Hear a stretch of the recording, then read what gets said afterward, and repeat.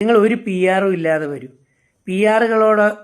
P ആറുകളുടെ സഹായത്തോടു കൂടിയാണ് അനിമോളോ അനീഷോ ഒക്കെ ജയിക്കുന്നെങ്കിൽ, ഷാനവാസോ ഒക്കെ ജയിക്കുന്നതെങ്കിൽ ഒരു വിലയും സമൂഹത്തിലുണ്ടാവില്ല.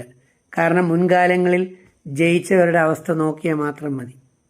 എന്നാൽ വന്നത് മുതൽ അവസാനം വരെ സ്വന്തമായി ഒരേപോലെ നിന്ന് എൻ്റർടൈനറായിട്ടുണ്ട്, എല്ലാവരുമായി സഹകരിച്ച്.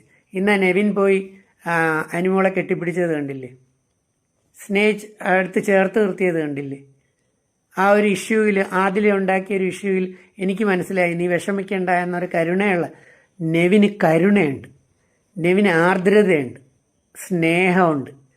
അവൻ്റെ ജീവിത സാഹചര്യങ്ങൾ കൊണ്ട് അവൻ ആരുടെയും സഹതാപം പിടിച്ചു പറ്റാതിരിക്കാൻ അവനിങ്ങനെ കുട്ടിക്കളിയായിട്ട് പോകുന്നു.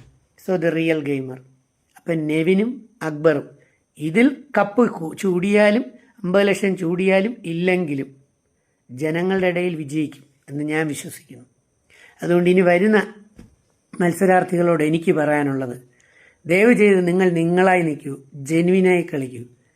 അപ്പോൾ സിറ്റുവേഷൻ നിങ്ങൾക്ക് തോന്നുന്ന കാര്യങ്ങൾ അതേപോലെ കളിക്കൂ, തോന്നുന്ന പോലെ റിയാക്ട് ചെയ്യൂ. പി ആറുകളുടെ സഹായത്തോടെ വരാതിരിക്കൂ. മറ്റുള്ളവർ പഠിപ്പിച്ചു വിടുന്ന തരത്തിൽ സിസ്റ്റമാറ്റിക്കായിട്ട് എഴുതി പഠിച്ച് വരാതിരിക്കൂ. അനീഷ് കംപ്ലീറ്റ് എഴുതി പഠിച്ച് 200 പേജിൽ എത്രാമത്തെ പേജിൽ ഏത് സംഭവം ഇരിക്കുന്നുവെന്ന് നടന്ന് അതെടുത്തതിന് ശേഷം തിരിച്ചു പഠിക്കുന്നത് കണ്ടറിയാം. പരീക്ഷയ്ക്ക് കോപ്പി ബുക്ക് സ്റ്റൈൽ എന്ന് പറയും. രാഹുൽ ദ്രാവിഡ് പണ്ട് ക്രിക്കറ്റ് കളിക്കുമ്പോൾ നമ്മൾ കോപ്പി ബുക്ക് സ്റ്റൈൽ എന്ന് പറയും. ആ ഒരു സിസ്റ്റമാറ്റിക്കായിട്ട്, അപ്പം കറക്റ്റായിട്ട് ഫ്രെയിം ചെയ്ത് പഠിച്ച് കൃത്യമായിട്ട് കൊണ്ടുവന്ന് എല്ലാം ഇറക്കി വെച്ചിട്ട് പോകുന്ന തരത്തിൽ. അതുകൊണ്ട് എന്തില്ല, ഫ്ലെക്സിബിലിറ്റി ഇല്ല. അനീഷിൽ നിന്ന് ഒരു എൻ്റർടൈൻമെൻറ്റ് വന്നിട്ടില്ല, സന്തോഷമുള്ള ഒരു കാര്യങ്ങൾ നടന്നതായിട്ട് കണ്ടിട്ടില്ല. അതുപോലെ തന്നെ ബിഗ് ബോസ് ആദ്യം കൊടുത്തൊരു ക്യാപ്റ്റൻസി അല്ലാതെ പിന്നെ ഒരു ക്യാപ്റ്റനും ആയിട്ടില്ല. ദെൻ അനിമോൾ ഒരു ക്യാപ്റ്റനും ആയിട്ടില്ല. ഒരു എൻ്റർടൈൻമെൻറ്റും അവിടെ കണ്ടില്ല. പക്ഷേ അതൊന്നും ഞാൻ കുറ്റം പറയുന്നതല്ല. പക്ഷേ പി ആറുകളുടെ സഹായം കൊണ്ട് ജയിച്ചാണ് പോകുന്നതെങ്കിൽ ജനഹൃദയങ്ങളിൽ ഉണ്ടാവില്ല.